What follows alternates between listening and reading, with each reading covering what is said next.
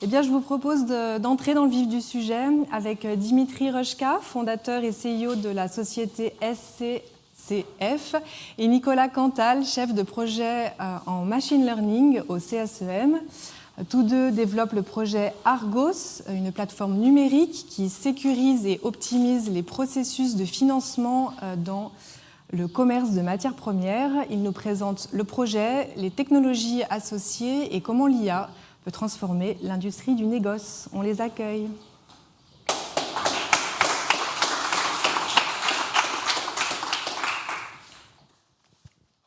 Bonjour à tous. Donc, je m'appelle Dimitri Rushka, je suis né et j'ai grandi ici à Neuchâtel, donc je suis très content d'être là pour l'occasion. Je vais vous présenter donc assez brièvement l'activité de la société SCCF que j'ai fondée il y a à peu près 15 ans. Et puis Nicolas parlera vraiment de la partie plus technique de ce qui se passe ici au CSEM au niveau de nos différents projets en cours. Donc SCCF est une société qui finance des petites, moyennes entreprises qui sont actives donc, dans la production de matières premières avec le principe de dire que pour financer un cargo, une marchandise, il nous faut toujours avoir le nantissement de la marchandise. Donc comment être sûr que cette marchandise existe et est bien là? Donc il y a plusieurs moyens, bien sûr. Ici, on a 3 phases qui nous concernent. La première phase au niveau de l'intelligence artificielle, c'est de pouvoir suivre les stocks de marchandises. Alors, je ne sais pas si vous avez la présentation. Voilà. Donc, je vais vous faire défiler la présentation. D'accord. Donc, oui, c'est pour avancer comme ça. Voilà. Voilà, oui. Donc, le principe de dire nous finançons de la matière première, des marchandises, ça peut être du blé, du maïs, du café, du sucre, du cacao. Il faut être sûr que cette marchandise est bien là où on pense qu'elle est. Donc, actuellement, on utilise des sociétés d'inspection comme SGS, Inspectorate, etc. Mais ça veut dire qu'il faut que les gens à chaque fois se déplacent, vont sur place, vont contrôler la marchandise, et quand ils tournent le dos, peut-être que cette marchandise va disparaître. Donc, l'idée, vraiment, le principe, c'est de dire avec l'intelligence artificielle, on peut suivre ces marchandises en ayant un système digital qui va à chaque fois contrôler les quantités qui sont rentrées dans les silos et les quantités qui vont sortir. Donc ça nous permettra de suivre tous ces stocks, toute la chaîne de livraison des marchandises. Donc là, on va passer peut-être à un schéma plus précis. Alors bon, il y a ici une petite histoire au niveau des fraudes. Donc il y a eu l'année dernière une grosse fraude dans la région de Singapour où les gens ont émis des faux documents pour des montants très importants, astronomiques. Et malheureusement, donc cette marchandise n'existait pas ou n'a pas vraiment été là où on pensait qu'elle était. Donc il y a beaucoup de banques qui ont perdu cet argent et il y a beaucoup de demandes actuellement donc pour développer des applications qui permettent de vraiment beaucoup mieux suivre ces matières premières. Donc voilà, ici vous avez un petit schéma. Bon, malheureusement c'est en anglais, mais vous voyez que donc on a des producteurs, on a des silos, des camions, tout ça change d'endroit et de propriétaire pratiquement chaque jour. Donc il faut être sûr que la marchandise est bien là où on pense qu'elle est. Et pour ça, on utilise donc une plateforme qui s'appelle donc Argos Logistique, qui permet de suivre ces marchandises dans les silos. Donc ça, c'est la partie numérisation des documents, je dirais. Alors, après, on pourrait nous dire, bon, il y a un inspecteur qui va venir, dès qu'il tourne le dos, on n'est pas sûr que la marchandise soit de nouveau là où elle est. Donc, l'idée du projet ici avec le CSEM, il est en 2 phases. Première phase, c'est de dire, on va mettre des lasers, des senseurs dans chacun de ces silos. Ça nous permettra de suivre le niveau des céréales, donc du blé, du maïs, du riz ou d'autres matières premières. On aura une vision quotidienne, instantanée des marchandises qui sont dans ces stocks. Donc on aura un suivi instantané. Alors qu'aujourd'hui, on doit envoyer une personne, il va faire 500 km pour aller contrôler cette marchandise et de nouveau, dès qu'il tourne le dos, il n'y aura plus rien. On n'est pas sûr. Donc c'est très important pour ça. Il y a beaucoup de demandes des banques qui financent donc ces marchandises dans les stylos.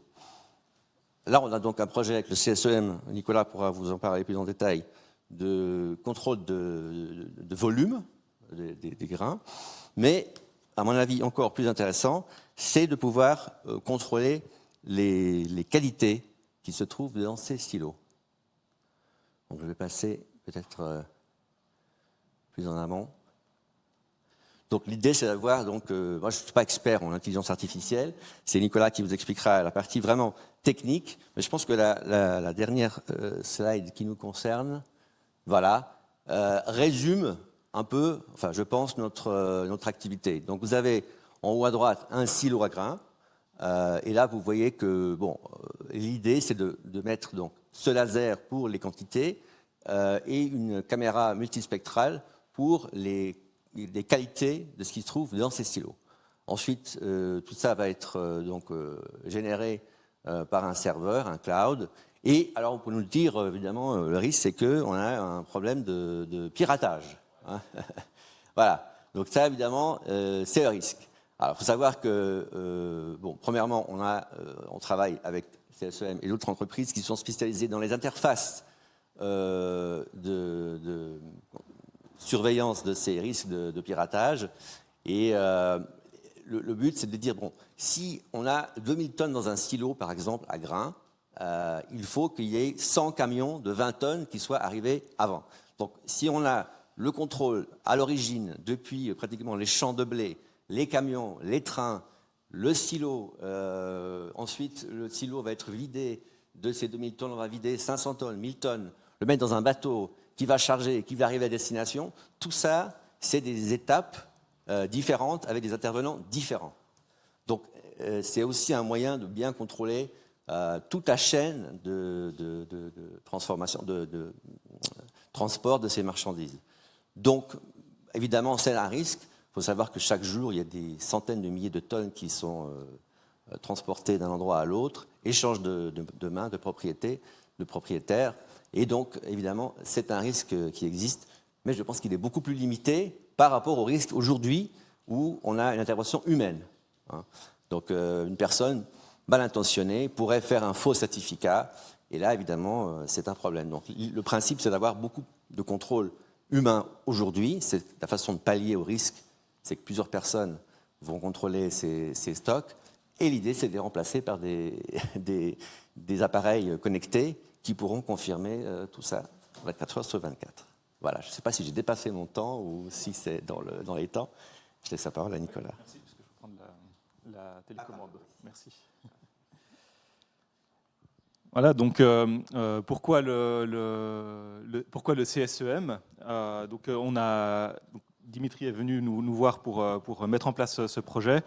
Et donc, parce que justement au CSEM, nous avons plusieurs expertises, plusieurs domaines d'expertise, et dans notre division en particulier, on est très actif dans le domaine du multispectral, avec différents types de senseurs multispectraux, que ce soit avec des illuminations différentes, avec des filtres ou avec de la diffraction.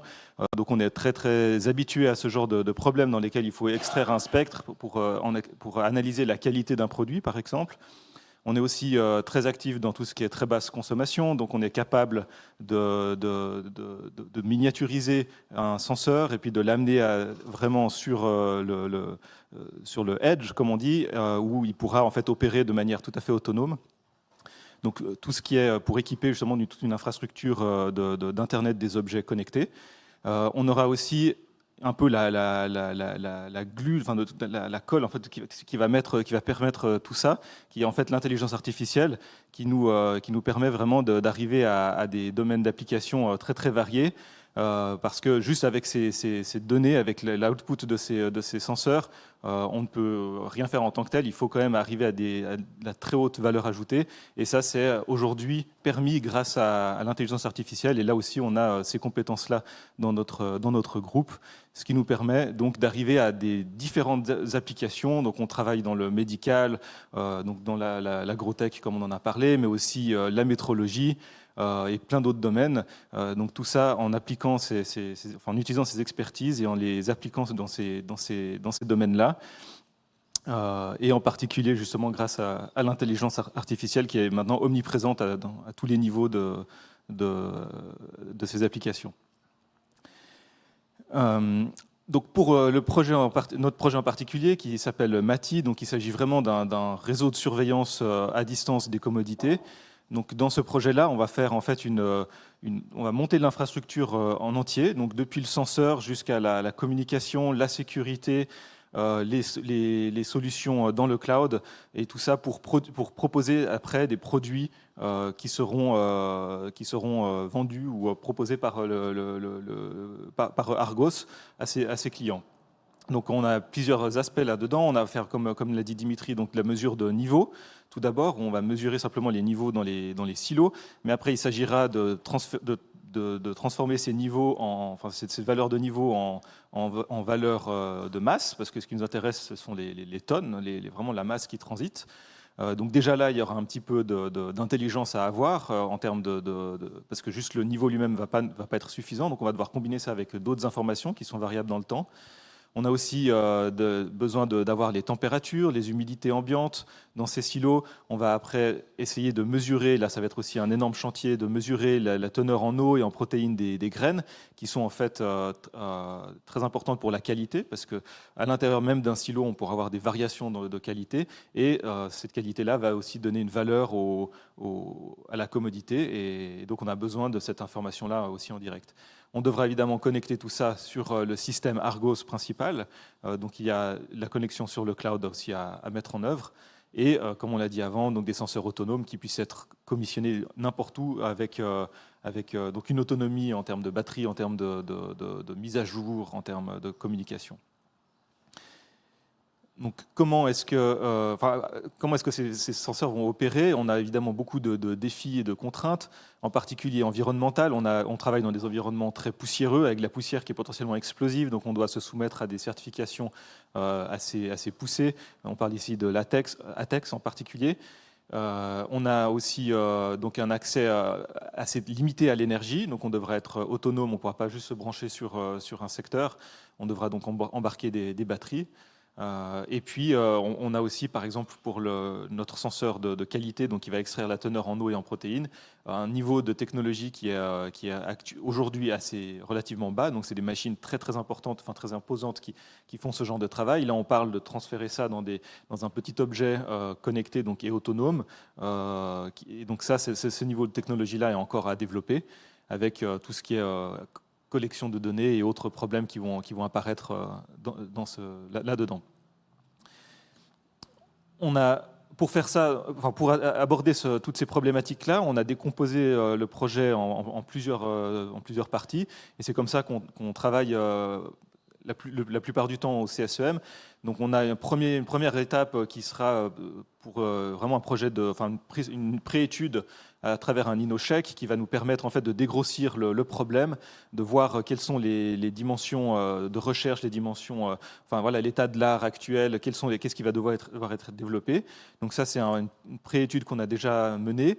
Il y a ensuite deux projets qui vont être menés de front. Le premier qui est vraiment un projet industriel où on va monter l'infrastructure, où il n'y a pas forcément beaucoup de recherche, mais par contre, il y aura beaucoup de développement. Et dans ce projet-là, on va mettre en place l'infrastructure, les standards, la sécurité, toutes les briques technologiques qui font qu'on va pouvoir après déployer des solutions vraiment customisées, qui viendront en fait dans un projet en particulier multispectra, qui lui a une grosse dimension de recherche, où il s'agit en fait d'extraire depuis un spectre qu'on va mesurer sur les céréales, d'extraire des valeurs de protéines, des teneurs en protéines et en eau en particulier. Et c'est là qu'on va faire justement, on aura le plus de travail en termes d'intelligence artificielle pour justement passer d'un signal brut à une valeur intéressante et scientifique et industrielle, parce que c'est elle qui va nous donner derrière le prix et la valeur des commodités qui sont stockées. Tous ces projets vont ensuite être encore élaborés dans d'autres suites de projets pour continuer le développement de cette infrastructure, rajouter des senseurs et autres. Je finirai encore en précisant un peu les innovations technologiques qu'on attend. Donc, la première, c'est vraiment sur l'intelligence artificielle. Donc là, il s'agit vraiment de collecter beaucoup de données, beaucoup de céréales différentes, dans plein de conditions différentes, pour être capable de mesurer ces teneurs en protéines et en eau. On a ensuite et donc amené aussi cette intelligence sur le edge, donc au niveau des capteurs, au niveau du senseur lui-même, parce qu'on ne veut pas faire ce calcul-là sur les infrastructures du cloud, par exemple. On veut le faire au niveau du capteur et remonter une information directement. Donc pour ça, il y a beaucoup de travail à faire sur cette intelligence artificielle, mais aussi sur la miniaturisation, sur le côté autonome et sur l'IoT en général pour arriver à cette application-là. Voilà. Alors, on va conclure, juste encore une petite minute. Voilà. Donc, vous avez vu un petit peu les projets, ce qui est concret, ce qui fonctionne aujourd'hui et ce qui va, j'espère, fonctionner rapidement avec le CSEM. Une des applications aussi, peut-être malheureusement à cause de tous ces problèmes de fraude, beaucoup de banques se sont retirées des financements de ces matières premières, notamment par exemple dans le cacao en Afrique. Et je pense que si on arrivait à avoir un système de contrôle beaucoup plus sérieux dans ces pays, par exemple avec des appareils justement. Les assurances couvriront certainement plus facilement aussi les risques de vol, de fraude et de disparition de les marchandises. Donc les chocolatiers suisses seront contents parce qu'ils sont sûrs que leur cacao est bien là où on leur dit qu'il est et ils vont le recevoir à temps. Ça permettra aussi de gérer les stocks à l'origine et aux destinations. Ça permettra aussi peut-être d'éviter la spéculation sur les matières premières, parce qu'aujourd'hui, on ne sait pas l'état des stocks, donc les gens jouent là-dessus et peuvent souvent spéculer. Donc je pense que ça peut intéresser toute l'économie, parce que ça devrait aussi un peu réduire les hausses des matières premières que l'on voit par exemple aujourd'hui. Voilà, merci pour votre attention.